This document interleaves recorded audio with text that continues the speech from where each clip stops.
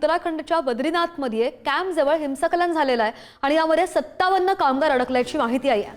लष्कराच्या 100 जवानांकडून युद्ध पातळीवर बचाव कार्य सुरू आहे आणि आतापर्यंत 10 जणांची सुखरूप सुटका करण्यात आली आहे। 4 जणांची प्रकृती चिंताजनक असल्याची प्राथमिक माहिती।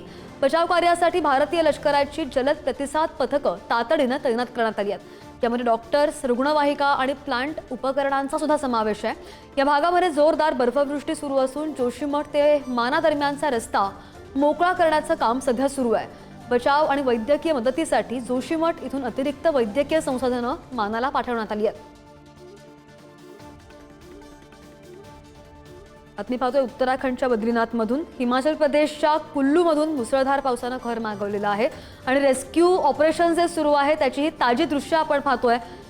बीआरओ कॅम्पजवळ हिंसाकलन झालेलं आहे आणि 57 कामगार अडकून पडलेले आहेत। लष्कराकडून बचाव कार्य सुरू असल्याची ही ताजी दृश्य उत्तराखंडच्या बद्रीनाथमधून आपण बातमी पाहतोय। बीआरओ कॅम्पजवळ भूस्खलन झालेलं आहे आणि त्यामुळे बचाव कार्य जे सुरू आहे त्या बचाव कार्याची ही ताजी दृश्य।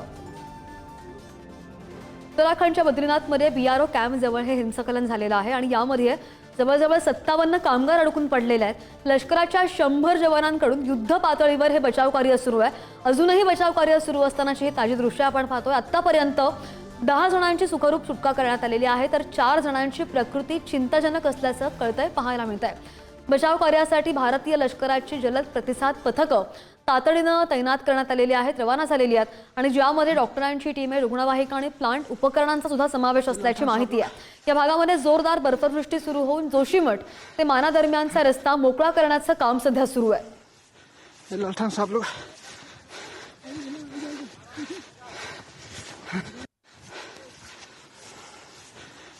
साहब लोग